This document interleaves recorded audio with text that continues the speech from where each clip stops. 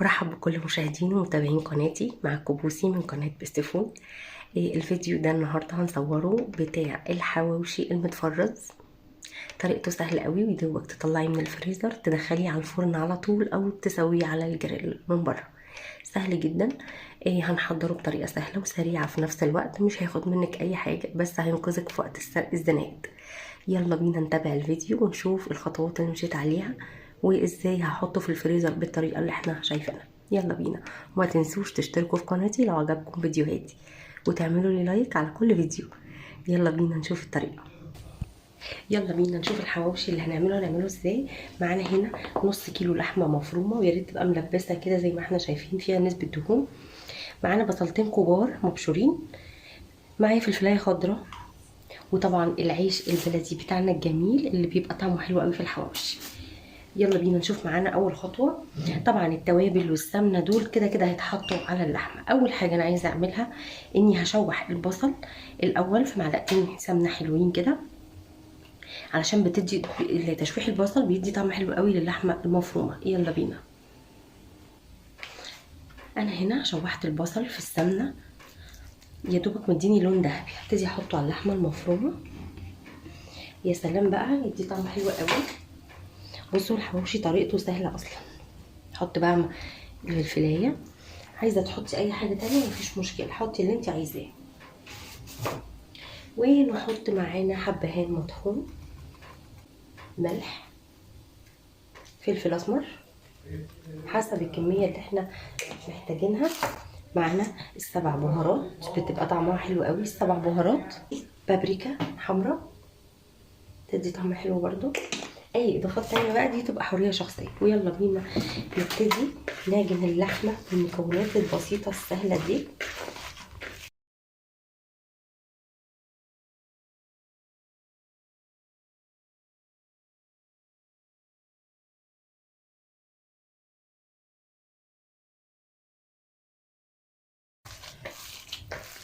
تمام كده كده اهي بقت معايا بالشكل ده. عشان اسهل عملية فرد اللحمة المفرومة في السندوتشات، هاخد كورة كورة كده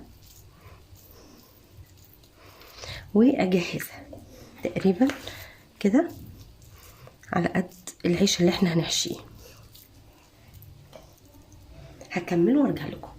انا هنا جبت معايا العيش وفتحته علشان يبقى جاهز على الحشو على طول، وحضرت معايا اكياس تلاجة علشان احطه على طول في الاكياس علشان هنبتدي نفرزه.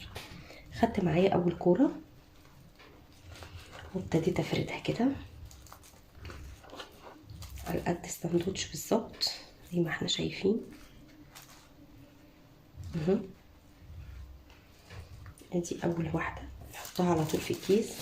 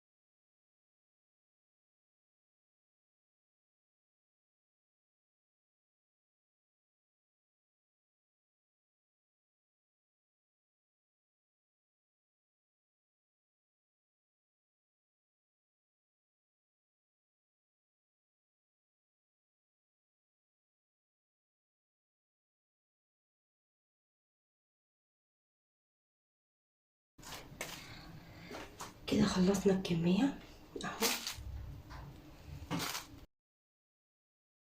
ادي الكميه اهي. اخر خطوه بقى بعد ما فردنا خلاص اللحمه كلها في العيش زي ما احنا شايفين،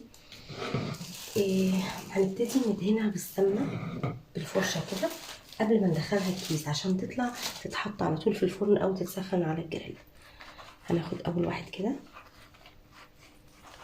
اهو، هندهنه دهنه بسيطه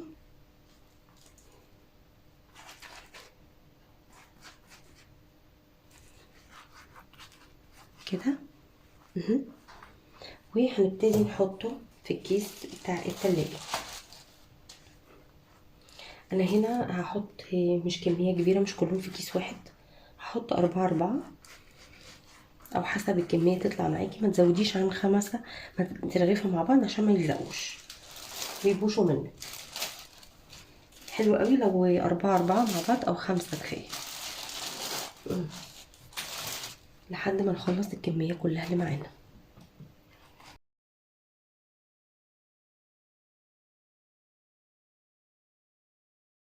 كده